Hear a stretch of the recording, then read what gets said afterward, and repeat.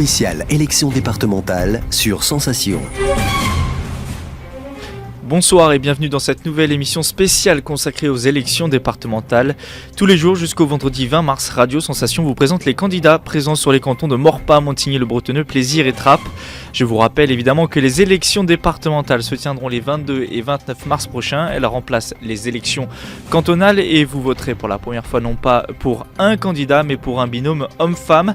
La parité, c'est la grande nouveauté de ce scrutin. Ainsi, la prochaine assemblée départementale sera composée d'autant de femmes que d'hommes.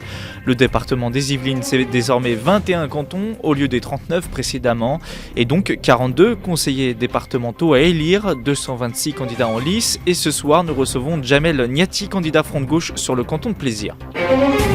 Spéciale élection départementale sur Sensation. Jamel Niati, bonsoir. Bonsoir. Vous êtes né le 7 octobre 1966, vous avez donc 48 ans, vous êtes conseiller municipal d'opposition de la ville de Plaisir depuis les élections municipales il y a un an. Vous aviez alors obtenu 7,45% des voix au premier tour. Avant de parler de votre programme et des départementales, parlons de votre vie d'élu. Comment se passe-t-elle ? Vous êtes le seul élu de votre liste à gauche toute, l'humain d'abord. Quel est véritablement votre rôle quand on est tout seul au sein d'un conseil municipal ? Alors mon rôle c'est simple, c'est celui de faire entendre une autre voix un peu plus humaine, on va dire, un peu plus proche du citoyen, et de défendre des valeurs qui sont les valeurs du Front de Gauche, c'est-à-dire le social, l'humain, faire en sorte que ce ne soit pas, on va dire, que le conseil municipal ne soit pas, on va dire, limité à des gens, à des politiciens professionnels, on va dire ça comme ça, que ce soit vraiment le peuple qui soit... Donc c'est une tribune pour le peuple, en clair. En étant tout seul. Alors en étant seul, je vous avoue que c'est franchement difficile. Mais ceci dit, je vous assure que je prends le temps et la parole qui m'est accordée, et je prends ça avec beaucoup de professionnalisme, parce que c'est d'autant plus compliqué que je représente quand même pas mal de gens sur Plaisir malgré tout. Donc c'est complexe, mais ça va. Alors j'imagine que votre engagement politique ne date pas des élections municipales. Quand et pourquoi vous êtes-vous engagé en politique au sein du Front de Gauche, plus précisément ? Alors, je vais compléter. Je suis élu municipal depuis un peu plus longtemps que l'année dernière. J'étais déjà dans l'opposition dans l'ancienne mandature. Donc déjà, ça fait pas d'un an, ça fait un peu plus de temps. Au départ, tout simplement, comme tout le monde, j'ai été militant étudiant et j'ai fait du syndicalisme. J'ai travaillé longtemps chez le plus grand opérateur télécom français.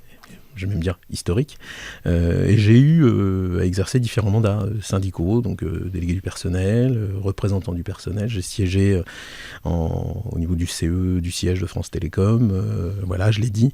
Et puis voilà, c'est ainsi. Et mon engagement politique remonte à plus longtemps que ça, j'allais dire. J'ai commencé véritablement à faire de la politique et à m'engager dans les campagnes en 88 pour les élections présidentielles.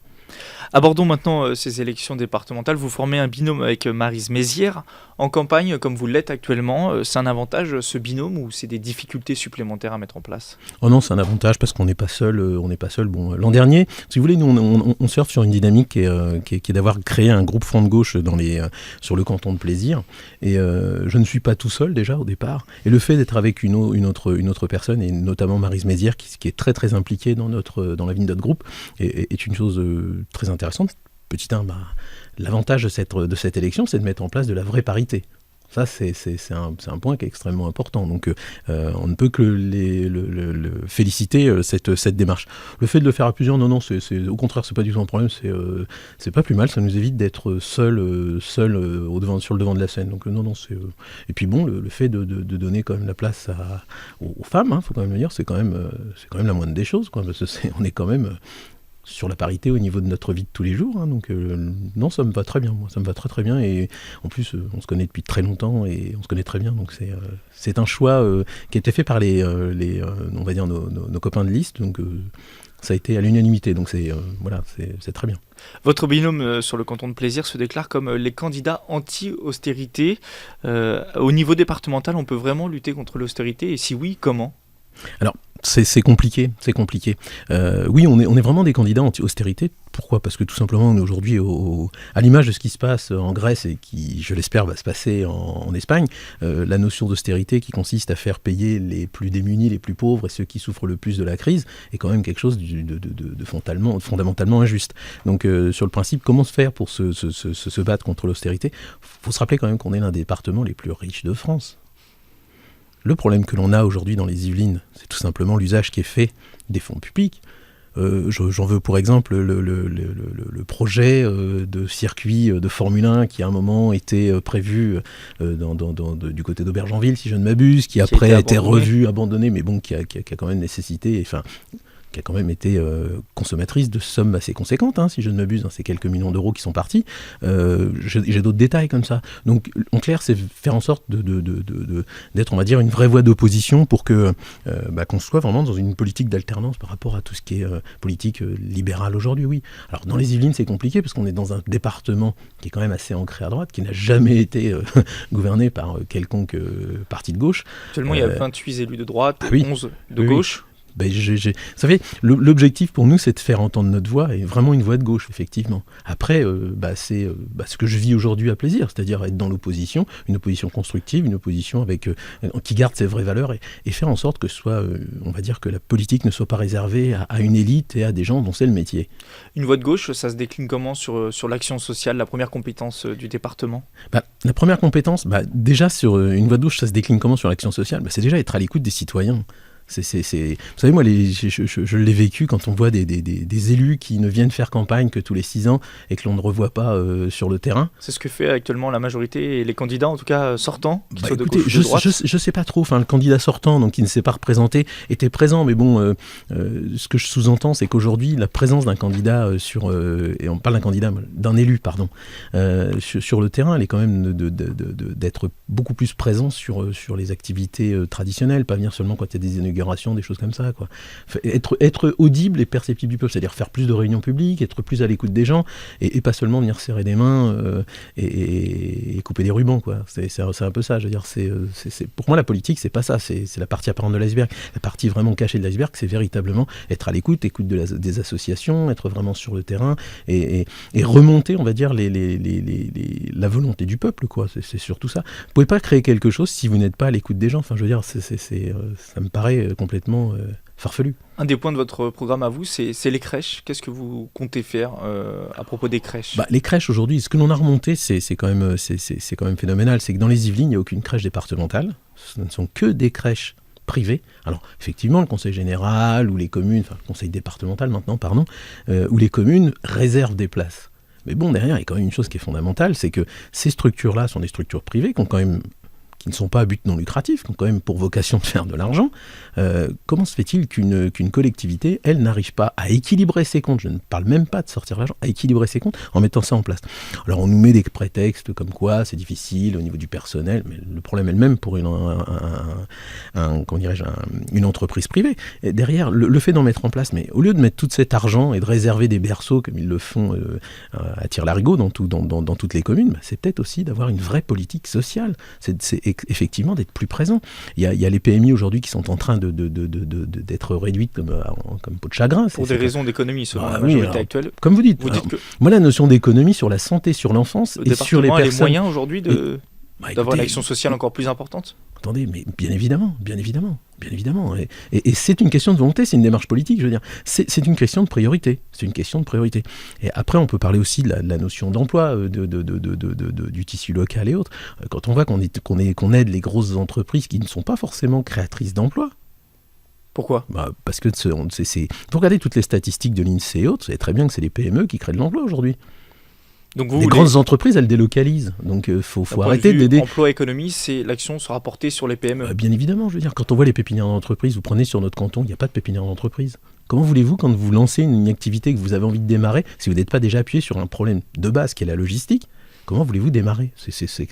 Franchement, vous savez, c'est comme se retrouver au milieu d'un étang avec une seule rame et on vous demande de regagner la rive. C'est impossible. Je veux dire, vous n'allez pas gagner et vous allez vous épuiser. Et ça, c'est le gros problème que rencontrent les jeunes et les nouveaux entrepreneurs. Quand je dis jeunes, c'est pas une question de jeunesse, c'est les nouveaux entrepreneurs. Et voilà, sur le principe, le tissu n'est pas adéquat. Mais vous savez, sur toute la chaîne de vie, je veux dire la quadrature, quand on prend de l'enfance on va dire, l'accompagnement de nos seniors, le problème est là, c'est qu'aujourd'hui, j'ai l'impression qu'on saupoudre, qu'on met un petit peu on en met un petit peu partout, mais il n'y a rien qui est véritablement fait, qui va dans le fond véritablement des choses. J'ai l'impression qu'on habille. Une autre compétence importante du département, c'est les collèges. La majorité actuelle est très portée, on le sait, sur le numérique. Elle veut accentuer encore cela. Vous en pensez quoi, vous ? Est-ce que c'est votre vision du collège de demain, le numérique ? Vous voyez, ça rejoint complètement ce que j'étais en train de vous dire à l'instant. J'ai l'impression qu'on est en train... La tablette, c'est un outil, C'est un outil, je veux dire, aujourd'hui, quand on voit les collèges, quel est le problème des collèges ? Alors, la rénovation des collèges, l'entretien des collèges, le personnel dépend effectivement du conseil départemental. Bon, le fait de mettre des tablettes, ok, enfin bon, vous savez, j'ai plus l'impression que c'est la marotte de certains, et comme on a l'habitude en France, on est toujours en retard d'un wagon. La tablette, c'est bien, mais qu'en est-il des contenus ? Qu'en est-il de l'approche pédagogique ? C'est ça ce qui m'intéresserait, moi, bigrement. Je veux dire, moi, aujourd'hui, c'est pas parce que quelqu'un est doté d'une belle caisse à outils qu'elle saura se servir des outils qu'il y a dedans. Donc, le problème, il est... Pour vous, peut-être plus de moyens humains ? Bien évidemment. Quand je dis de moyens humains, il y a des moyens humains peut-être mieux répartis. Puis arrêtons d'avoir cette politique d'austérité qui consiste à dire, comme vous dites, comme vous le répétez, je ne dis pas que ce sont vos propos, mais de faire des économies. L'austérité, c'est quoi l'austérité ? Vous savez très bien que si on ne redémarre pas en réinjectant sur des projets majeurs, en investissant, je veux dire, on ne va jamais redémarrer là. Je veux dire, c'est quoi ? Ça s'appelle de la récession. C'est ce qu'on est en train de vivre aujourd'hui, économiquement. C'est le constat. Sur le canton de Plaisir, il y a 6 listes, dont 3 à gauche, la vôtre, celle du Parti Socialiste et celle d'Europe Écologie Les Verts. Une entente à gauche, c'était impossible pour espérer de garder l'un des rares cantons que la gauche, justement, a au sein du Conseil général ? Une entente, c'est toujours possible. Vous savez, on discute toujours quand même. Enfin, je veux dire, on discute entre nous, je dirais. Dès le premier tour. Dès le premier tour, ça me paraît compliqué parce qu'aujourd'hui, on porte des valeurs de gauche, tous. J'ai pas de souci avec mes camarades. C'est un peu plus difficile pour mes camarades socialistes aujourd'hui qui sont aux affaires et justement avec les Verts. Et qui c'est pas possible avec les Verts.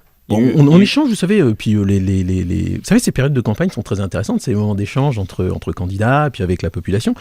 Après, moi, les Verts sont des gens... leur programme me semble être assez proche du nôtre. Ils sont dans une opposition constructive par rapport à ce que l'on voit. Pas une opposition style UMP, qui est une opposition frontale et puis pas forcément raisonnée, qui est purement un affrontement de base. Donc on porte des valeurs communes, oui, les socialistes, mais même, je veux dire, c'est une question de personne. Après, moi, j'ai pas de souci. Il y a des gens très bien. Discussion, mais pas forcément de. L'accord, non, parce qu'on porte aujourd'hui, c'est de la contestation aujourd'hui. C'est de la contestation. C'est nous ne sommes pas en phase avec ce qui se fait. C'est pas une politique sociale, c'est une politique libérale. Donc forcément, on a des points d'achoppement. Ceci dit, bon. Le candidat qui est sur le canton de Plaisir, si je ne m'abuse, est sur une tendance un peu plus à gauche que ce que l'on peut connaître au Parti Socialiste. Donc c'est quelqu'un avec qui je partage certaines valeurs. Après, je ne fais pas partie du même appareil. Au front de gauche, nous avons d'autres... Nous sommes vraiment on n'est pas des frontistes, nous, mais on est vraiment dans l'opposition de cette politique, oui. Spéciale élection départementale sur Sensation. C'est la fin de cette émission spéciale départementale. Merci Djamel Niati d'avoir répondu à nos questions. Je vous rappelle que vous êtes candidat aux élections départementales sur le canton de Plaisir aux côtés de Maryse Mézières et vous serez opposé le 22 mars prochain à Nicolas Hu et Frédéric Évrard du Parti Socialiste, Éric Gégou et Estelle de Oliveira pour le Front National, Patricia Charton et Gérard Lévy pour Europe Écologie Les Verts et enfin Joséphine Colmans-Berger et Bertrand Coquart pour l'Alliance UMP UDI Modem. Merci encore. Bonne fin de soirée à tous sur Sensation. Vous vouliez ajouter quelque chose rapidement, très rapidement, nous avons une réunion publique ce soir au Parc du Château à Plaisir, donc à partir de 20h30. Donc si vos auditeurs sont intéressés, ils sont les bienvenus. C'est noté. Bonne fin de soirée à tous sur Sensation.